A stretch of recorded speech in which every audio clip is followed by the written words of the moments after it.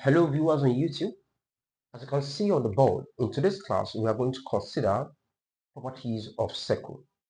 So to understand the properties of circle properly, let's begin by considering visual illustrations. So let's consider a circle. If this is the center of the circle, with this we can define all the properties of circles. So let's begin with the first one. We have to understand what we call the radius. So what exactly is a radius? Perhaps you might have heard about it before. A radius is a straight line that is drawn from the center of the circle to the part of the circle or to the edge of the circle. So which means if I have a straight line that is drawn from the center of the circle to this part, then that straight line is a radius r. Now the question is this line also a radius? And the answer is yes, it's absolutely a radius because it tallies with the definition of radius. As you can see, it's still a straight line, and at the same time, it's coming from the center of the circle to the edge of the circle. And that's it. Now, the next thing you have to be familiar with in circle is what we call the diameter. So what exactly is diameter? Diameter is 2 radius. So a diameter divides the circle into 2 equal halves, which the parts are called semicircle. So when a straight line is drawn from one edge of the circle through the center to the other edge, then we call that line a diameter. Okay, which means if I tend to complete this line, then it would have been nothing but a diameter d from one edge through the center to the other edge. Now notice that from this point to this edge is a radius. Likewise to the right is also a radius. Then definitely we can clearly say that diameter is 2 radius. And that's what's correct there. Perfect. Now, next thing you have to be familiar with what we call circumference. The circumference of the circle is simply the edge of the circle, which means all these parts is called the circumference of the circle, which is simply the edge. So let me just write it this way. Okay, so this is the circumference. So it keeps on going all the way up. Okay, the circumference. So that's circumference. So this is circumference. Perfect. Now, having known this three, let's proceed to the next one. The next one is what we call a chord. C-H-O-R-D.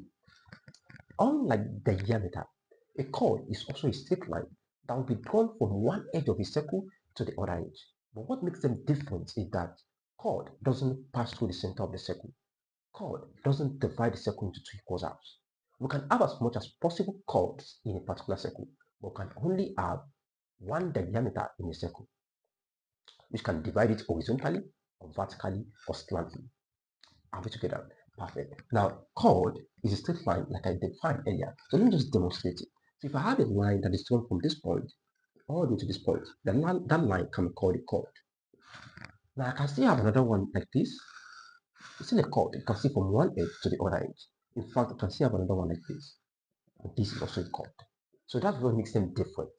So you must be able to distinguish between chord and diameter. Now, having known these two or these four, we can now move into sectors and segments. So the next part is what's called a sector. Now, for easy understanding, I will need to redraw the circle so you can be able to distinguish between segment and sector. So let me have a new circle right here. First, let's define a sector. A sector is a region formed by two radii. Radii is the plural name or plural form of radius. When you have more than one radius, then we call it a radii. But when it's single, we call it a radius. So when you have two radii to be connected together at the center of the circle, the region at which they formed, then we call those regions a sector. So which means if this is the center of my little circle, and I have a radius to this point, R, and I have another radius to this edge, R, then this region and this region formed by the two radius are considered to be sectors. Now, which of them are Like, how can we distinguish them? Like, is there a particular name assigned or given to each of them? Yes, there is. So this one, the small one, is called a minor sector,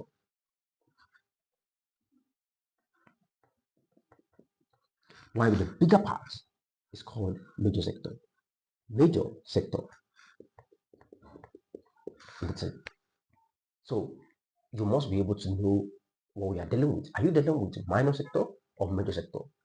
Or if a question asks you to determine or to measure the area of minor sector or major sector, you must be able to know where you are required to find. And that's it.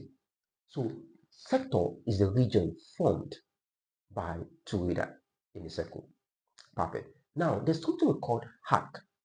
Arc is the length of a circumference formed by the two radii when they form a sector. Okay, what are we saying next?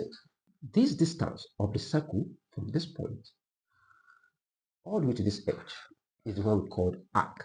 Now the arc is also split into two. We have the major arc and the minor arc, even though it's not usually specified in most problems, but you must be able to know. This small one is the one we call minor arc because it is the arc of the minor sector. Now the major one is this bigger one. It's also an arc. It's a part of the circumference formed by two radii. Okay, and that's it. So this is called the major arc. So I hope you're following the logic. Now, having known sector, we can now consider the last properties of circle, which is what we call a segment. So how is segment formed? Let's consider another circle. Okay, just here is my circle.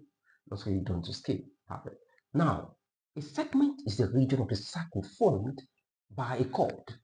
When a chord cuts a circle, it tends to form two regions. The regions formed by that chord is what we call segment. So let me have my chord right here. Notice that it forms this part of the circle and this other part, the one above and the one below. And these regions are called segments.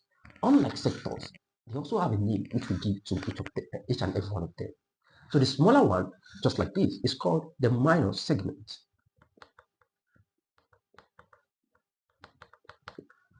And the bigger one is the one we call the major segment.